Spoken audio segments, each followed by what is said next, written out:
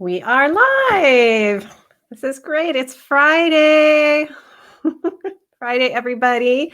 This is Tracy. I'm your certified integrative nutrition health coach and recovered pre-diabetic, recovered body loather, recovered yo-yo dieter. And I'm doing these shows twice a week to bring experts on in all the areas that I believe are so important to a vital and healthy life. And as I mentioned, that involves finances, that involves career, education, spirituality, relationships, joy, creativity, physical fitness, what we eat, your home environment. All of those things are part of that big picture. And I have a special guest today, Stefanie Harris. And Stefanie, I have known you since, well, we were just talking about that, since 1982. It'd have to be something like that. 1982, yep. Junior high school, Redmond Junior High. And thanks to social media, we've reconnected. And then due to our life changes, we have both ended up in an industry that is based around health and well-being. So everybody, this is Stefanie. And Stefanie, she has over 25 years of executive experience. And so she has been with a company that many of us may not know, but a 12-year veteran and a former director at Amazon. So she has led large and diverse teams to innovate and build products to delight customers while cultivating a culture of personal growth and development. But Stefanie discovered the transformational power of mindfulness 6 years ago. It has been integrated into her life, and she's passionate about sharing it with others. Stefanie is now a qualified mindfulness-based stress reduction instructor through the University of California, San Diego Center of Mindfulness in the School of Medicine. And she is also a certified Hudson Institute executive coach. And for that reason, I really wanted her to be here with us because right now, and in many ways, every day in life, there's stressors. There's things that happen to us. And so I thought, Stefanie, it was time to get you on here. So welcome to the show. Thank you for having me. It's great to be here. Yeah. So tell us, if you would, just a bit about your journey and the transformation from where you were, because I came from corporate as well to this industry, and you did the same thing. Yeah, it's been an interesting journey. Loved my career, loved what I had been doing for so long. But 6 years ago, I had a life-changing experience where my parents were in a car collision and my dad was killed. My mother was severely injured. And in the first time in my life, I felt, overwhelmed to such a great extreme, and really found solace in mindfulness. I went to a retreat actually with Incius, which is who I'm working with now. And it really helped me transform my life and my ability to cope with the grief and all sorts of things that then came up in that time. And I've been pursuing that path. And I got to a point at Amazon where the stress and the weight of the daily grind was wearing on me. And I really got to a point where I wanted to start doing something different and giving back to the world some of this goodness. And, I got certified right before the pandemic. So in February, beginning of March, and was off to the races to deliver mindfulness-based stress reduction classes to people starting in March online. So it's been a great journey. I feel like it's amazing how the universe just allowed for me to follow this path, and it's been a great journey. So, yeah, and it seems how life. And this is an analogy that many have probably heard, but it's like diamonds are created through compression, pushing, and stressors to create a stone that is highly valuable. And it seems like, for you, for me, my own stressors, those stressors are what compressed us and I think broke us to our lowest points to finally allow us to step forth, and transform into somebody that we probably would maybe not even think 15 years ago we would be. I don't know. I might be putting words in your mouth, but no. Yeah, if you would have asked me 15 years ago what I'd be doing, this would probably not even have come up on the radar. I think I've been somewhat mindful my whole life, or on this journey of trying to find ways to shut off my brain and just be instead of do, because I'm a big doer. And so I've done yoga for forever and changed yoga routines to try to mix it up so I could turn my brain off, and been deeply interested in just trying to find the piece of letting go of the doing. I'm such a doer. And really mindfulness helps us to be very present in the moment. And it's work. It's like going to the gym. You have to practice it, right? But you can rewire your brain and change your response to stress, and shut down some of that stuff that takes us into autopilot and reactivity where we don't even know what we're doing, and bringing, kind of the prefrontal cortex back online so that we can think and make a response and make a choice. And it's freedom when you find that space, like when you just take that deep breath and you're like, okay, what am I going to do, rather than just off to the races react. So, and it's such a great point, because I had spent most of my life reactionary and intolerant of change, very intolerant, to where if something happened that changed what I thought things were supposed to be, or what it's supposed to look like, or where my career was to go, anything that threw me off of that, I would be so stressed and distressed. And because I wanted to operate on just a subconscious, that wheel.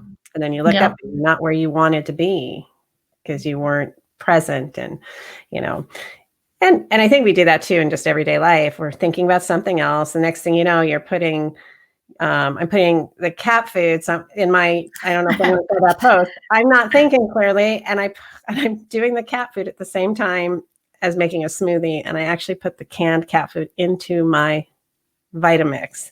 Thanks so much. But I wasn't present. I wasn't. I was just like this. Yeah. So now, what are your thoughts? We're in the holidays. We're going into a new year. We're coming out of an insane year we never thought any of us would experience. What are your thoughts to, as we go into January? We've got a month to go. What are things that we could do to center ourselves and have some hope, for what's coming? What do you think? Well, I think some of the best things we can do for ourselves is, unplug from our media. We've all been living a Zoom life for the last year or online. And so disconnecting is a great way to just be very present with what's happening. So turning off your phones and taking some time, and then getting outdoors and going for a walk is one of the best ways to really reset your system. In fact, they say that if you really want to complete a stress cycle, which we go into often throughout the day, whether we know it or not, is to actually engage in some physical activity outdoors is great. And just, again, not even with music playing in your ears, like just being in nature, walking quietly, being with your family and friends. Obviously, we're in a different world. So, usually with a mask on and all of that stuff, but just getting outdoors and enjoying the peacefulness of that, and how that can just reshift and refocus. The other thing is obviously human touch. So the people that you are engaging in with your pod, a hug they say 20-second hug can just totally reset the nervous system to allow for that peace and calm to come in. You can feel that if you hug someone, hold them until they actually start relaxing. You can feel them relax. Laughing is a great thing. So playing some fun games and laughing, again, unplugging from the autopilot stuff that we do. And then of course, enjoying delicious food. We all have such, I think, so many memories tied to food at this time of year. So really taking the time to savor that, eat your favorite thing, chewing it and savoring it, maybe using all 5 senses, feeling it and smelling it. And we do this in mindfulness, listening to it and just taking all 5 senses to really be present with what you're doing and really mindfully listening to other people when you're in conversation. So dropping expectations from what you want the conversation to be and just really hearing what someone's saying to you. All of these things just, I think if you can find a little, there's a famous quote about finding the pause and how that sets us free. And so just finding those little moments of pause that can bring you some peace. Yeah. So I love that. And what I love about it, I was writing all of those points down when you were talking, was, going into this new year, but also just our everyday life, remembering to do that. I remember,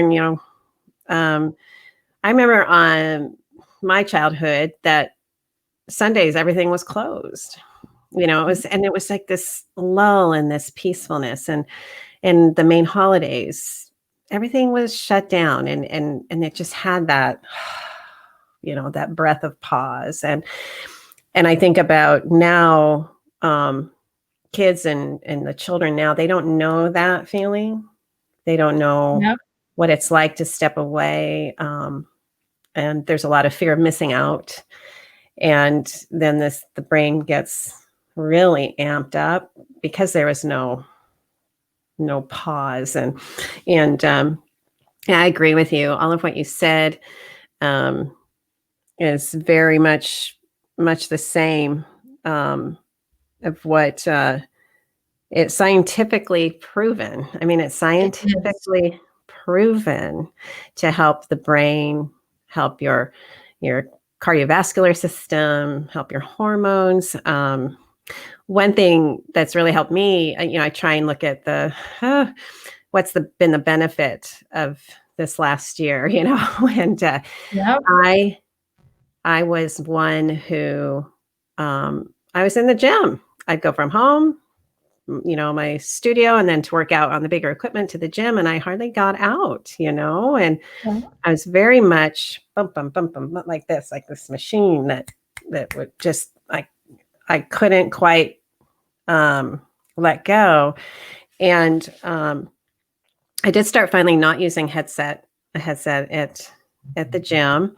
And that helped me become more present with my body and all that. And the one thing that's helped me is I get out every single day now. I get outside, and like you said, I don't use the headset.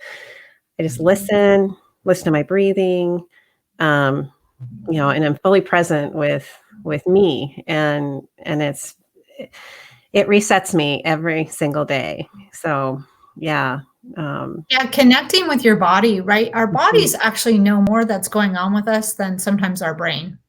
And so being in tune to what's going on in the body, noticing good things and bad things, or neutral, or whatever's going on, but just listening to body sensations, and then maybe using your breath to see if you can soften or release, or noticing if your jaw is clenched. Like, I am a chronic jaw clencher. I remember going to the dentist and they're like, I think you need a mouth guard during the day because are you clenching your teeth during the day? And I go, I don't think so. But obviously I was, right? And so just becoming aware of your body and what's going on, and where you may feel like, oh, I'm in a good space, but if my jaw is clenched, then maybe I'm not so de-stress, right? So relaxing and becoming aware of what's happening with your body at normal times so that you can take a breath, relax some of those things and just soften. And then also another great thing is when you do experience stress is naming what you're feeling and actually verbally saying it. So they have this whole saying of name it to tame it, right? So saying I'm angry or this is hard or I'm really struggling, there's an automatic release as soon as you put that out and it's out of you. You're not just holding on to it like all this anger's in you. Just saying I'm angry. Yeah. It releases it out of you, right? Yeah, I love that, because I think too, as in society,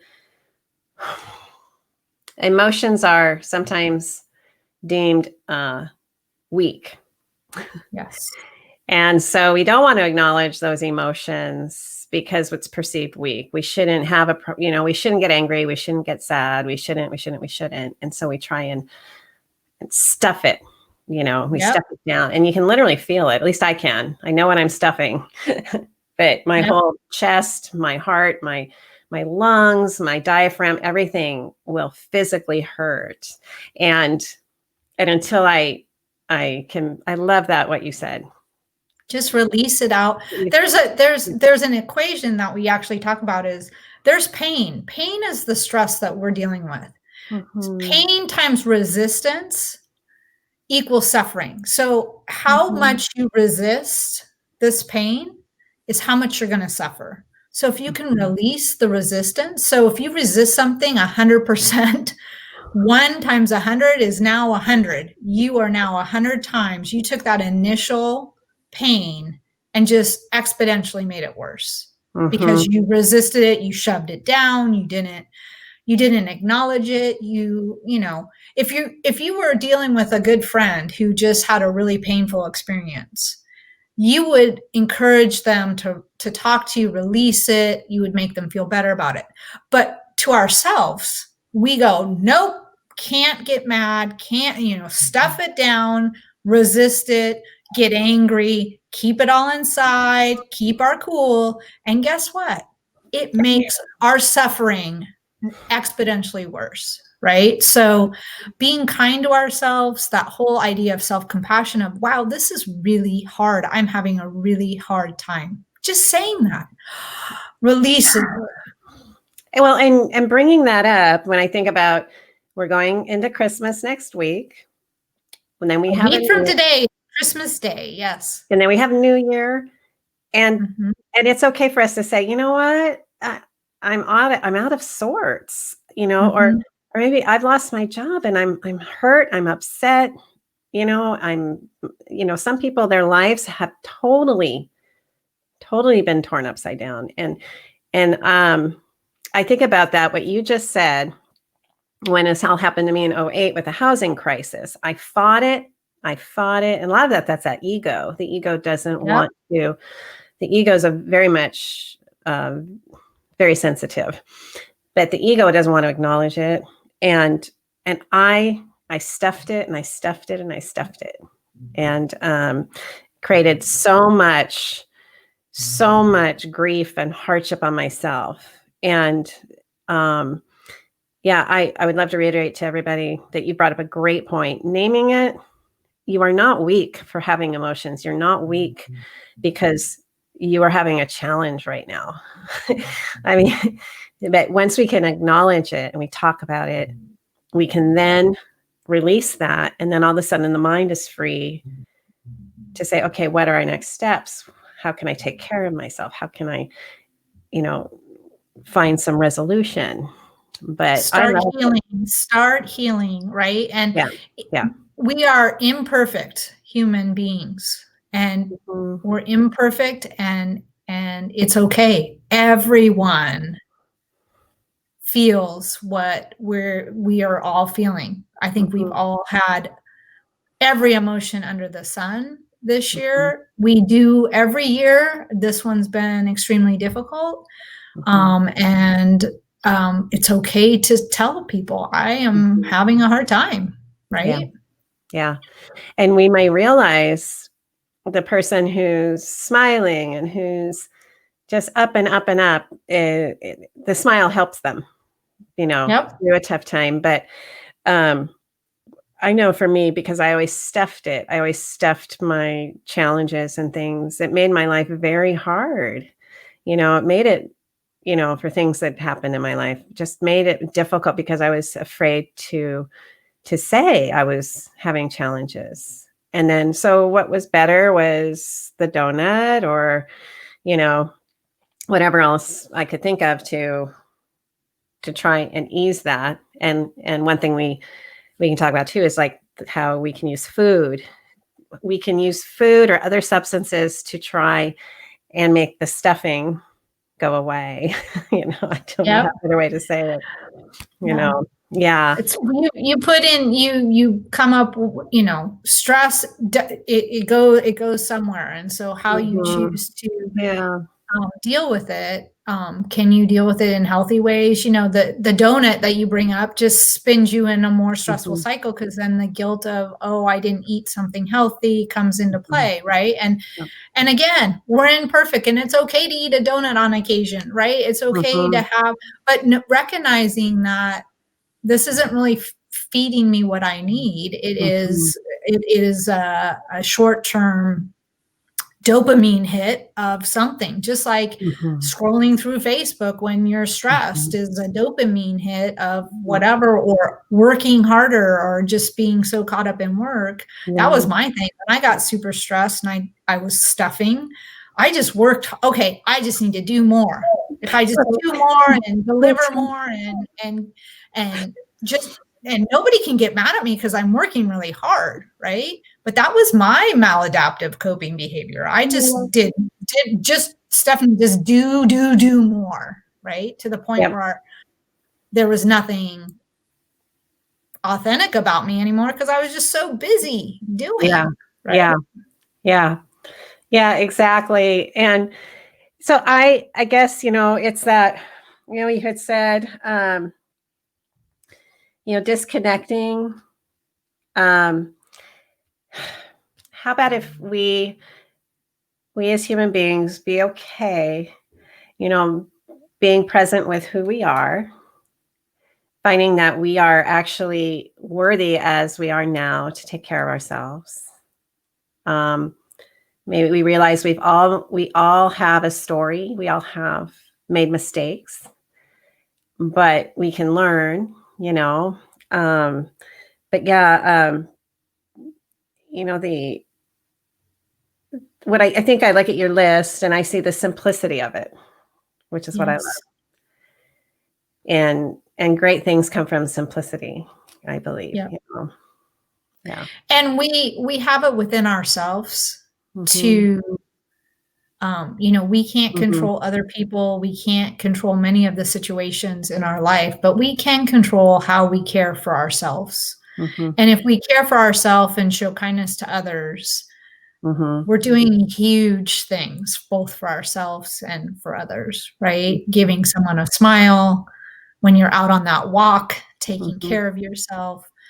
Behind the mask, wearing a mask for other people is a show of kindness, and just being aware of what you need. And, it's kind of that whole story of put your own oxygen mask on first. So taking care of you will allow you to offer more to others. And then knowing that there's this common humanity where everyone has a story, like you said, and has suffering, and how can you just show kindness to others and know that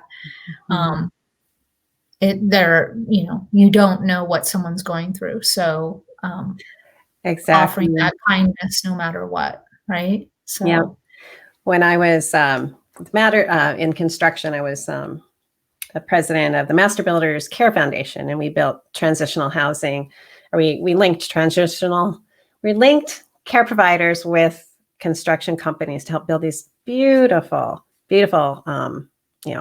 apartment complexes and stuff for women, mostly women, and then we had also men transitioning out of homelessness, and I would sit at the fundraisers for that, and I would see some of the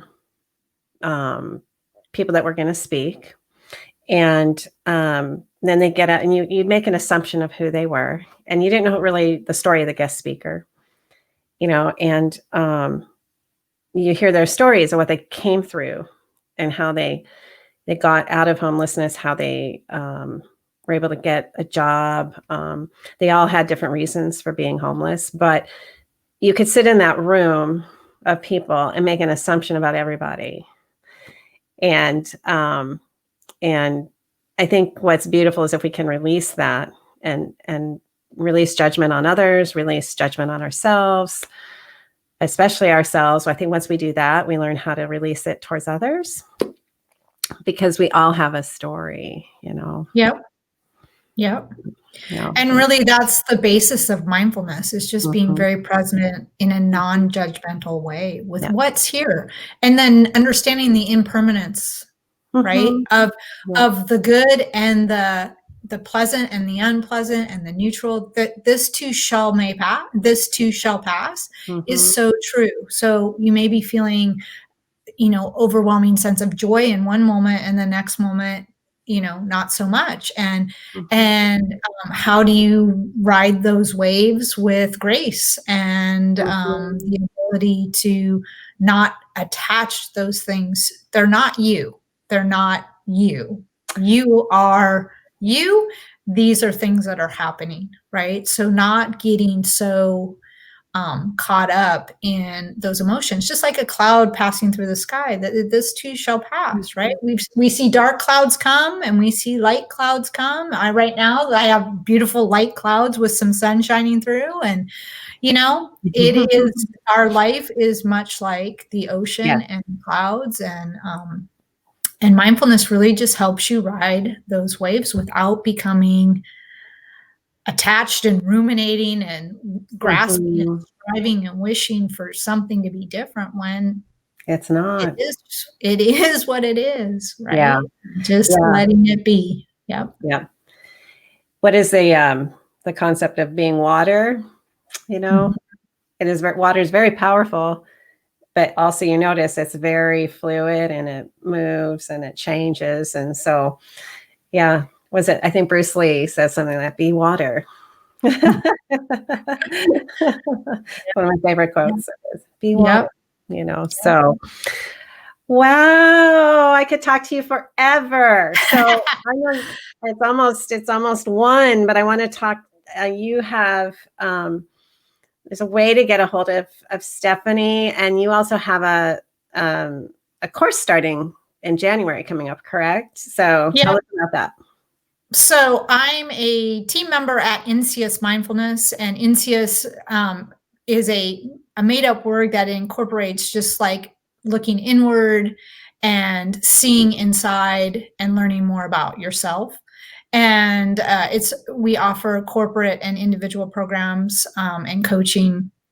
I am teaching a mindfulness-based stress reduction class starting in January. And I would love for anyone that's interested, if they're interested in really taking a deep journey into what mindfulness is, changing perspective, and how to deal with stress. We also discuss how to deal with difficult conversations and building skillful listening, and just, it's a wonderful program. It is scientifically based by John Kabat-Zinn out of the UMass School of Medicine. And it was actually started in medicine to help relieve chronic pain and depression, where medication and regular Western science was not working. And they developed this secular program based in becoming aware of your body and being very present in the present moment. So there is meditation there, but it is for anyone. And it really can transform your relationship and help you rewire the brain from being reactive into response. Our brain can change, which is amazing, and it's scientifically proven, and it's a great class. So would love to have some people try it out. So I put your website into this chat, but for some reason I'm still learning about this StreamYard. It's only gone to a couple of my streams. So everyone, we'll make sure we go back and make sure we get it into all the comments here shortly. We'll have to do a little trace back, but absolutely. And I think if we can leave any hope to anyone here watching, what Stefanie just said is that the brain can rewire. It will reroute. It has that ability. So the idea that it can't, and it's just a solid, that's what it is, it's not true. And also your body is made to always renew. Those cells are always wanting to renew. So in terms of your health, if you're worried about chronic lifestyle, illness, stress, you can make changes. And if the picture seems too big, you can just pick one step, because sometimes it can seem too daunting. And so, mindfulness is a wonderful place to start, because once you know where you are, and that's how in my book, we talk about once you know where you are and you think about what Stefanie said today, once you know where you are and you take that introspective look and you really figure that out, then you can make changes that will actually create the outcome you are looking for, versus being reactionary and running the treadmill. And that's where I was for so many years. That's why I yo-yo dieted. That's why I got pre-diabetic. Bringing intentionality to what you're doing, right? And making choices rather than just reacting. Yeah. So again, bringing that hope that, I was going to hang it up at 39, 40 years old, because that's what happens. You lose everything at that age. And I'm healthier than I've ever been at 54. And my brain is calmer than it's ever been. And so, if you're struggling and you really believe that you want to make a change, I really recommend going to the website. I've known Stefanie for so long, and take her course and really get started. Thank you, Tracy. Yeah, and right now, I one thing I love to say is, you are worthy right now, and type it in the chat, or you type it somewhere, or you write it physically. Say, I'm worthy right now to take care of myself. Just pick something and get started.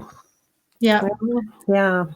Yep. I think that's one thing I've heard from people this year too, is that there has been a little bit more space because you're not commuting and driving to work and all of these things. It's one of the benefits is that maybe you can fit in some of this stuff that normally you wouldn't be able to do because of your commute time or whatever, but carving out some real time to take care of you and explore how you can take charge and start thriving and find more happiness and joy. And there is a ton of hope in this world, and it starts with just the little things, right? Yeah. So simple. Yeah. Yep. Actually, the simple things make great things. Yes, so, exactly. Yeah. Oh, I don't want to hang up. I've been loving this talk, and thanks for coming on, my dear friend. And thank you. Yeah. Don't go anywhere. I'm going to go ahead and end the live feed. And yes. And so, okay. Hug to everybody. Bye, everybody. Happy holidays. Big hugs. Yes. Okay.